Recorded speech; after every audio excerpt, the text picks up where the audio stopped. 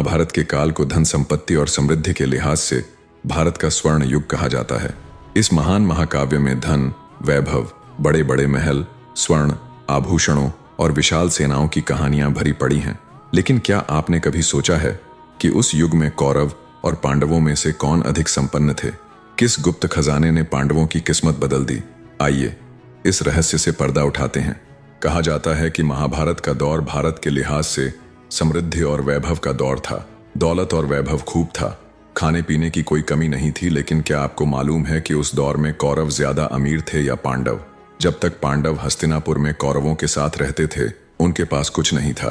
फिर कैसे बदली उनकी किस्मत? किस गुप्त खजाने ने उन्हें समृद्धि से भर दिया?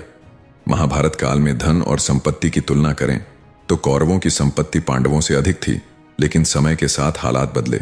हालांकि ये बात सही है कि जब पांडव को खांडप्रस्थ वन देकर कहा गया कि इसे लेकर तुम अपनी राजधानी बना लो, तो वहां केवल जंगल थे। पांडवों ने श्री कृष्ण की मदद से इंद्रप्रस्थ नामक नगर बसाया था। इंद्रप्रस्थ का शाब्दिक अर्थ है इंद्र का मैदान या इंद्र का शहर। इस नगरी को महान वास्तुकार विश्वकर्मा जी ने डिजाइन किया और बनाया था। इसे बनवाने के दौरान पांडवों के पास जितना भी धन था वो खत्म हो गया। जब कृष्ण ने युधिष्ठिर और पांडवों से कहा कि अब राजसूय यज्ञ कराना चाहिए, तो युधिष्ठिर ने लाचारी जाहिर करते हुए कहा कि अब उनके पास इतना धन नहीं है कि इस बेहद खर्चीले काम को कर सकें। तब कृष्ण ने उन्हें एक खजाने के बारे में बताया। इसका जिक्र आगे की गई है। वो कौन सा खजाना था जिसने पांडवों की किस्मत बदली? पहले ये देखते हैं कि पांडवों और कौरवों के बीच जब बंटवारा नहीं हुआ था, तब कौरव कितने अमीर थे। जब हस्तिनापुर कुरुवंश की राजधानी थी, तो कौरव बहुत अमीर थे।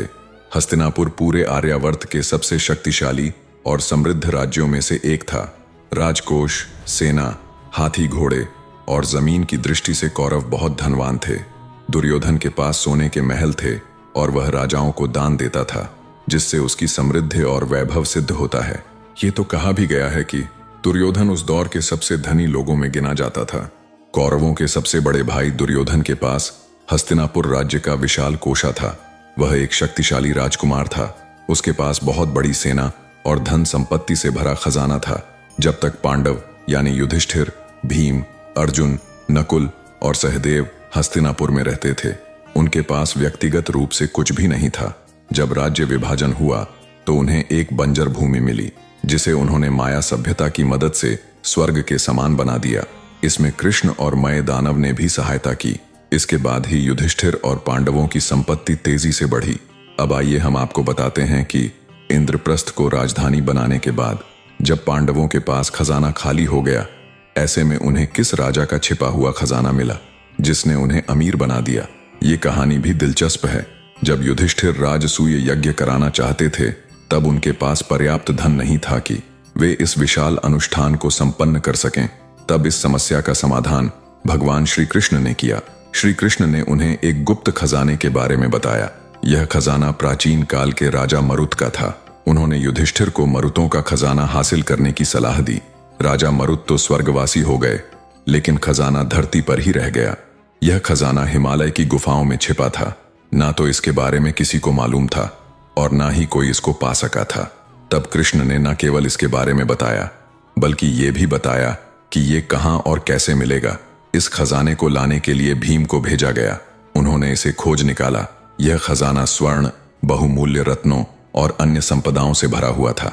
इस खजाने की सहायता से पांडवों ने राजसूय यज्ञ किया और उनकी समृद्धि में अत्यधिक वृद्धि हुई।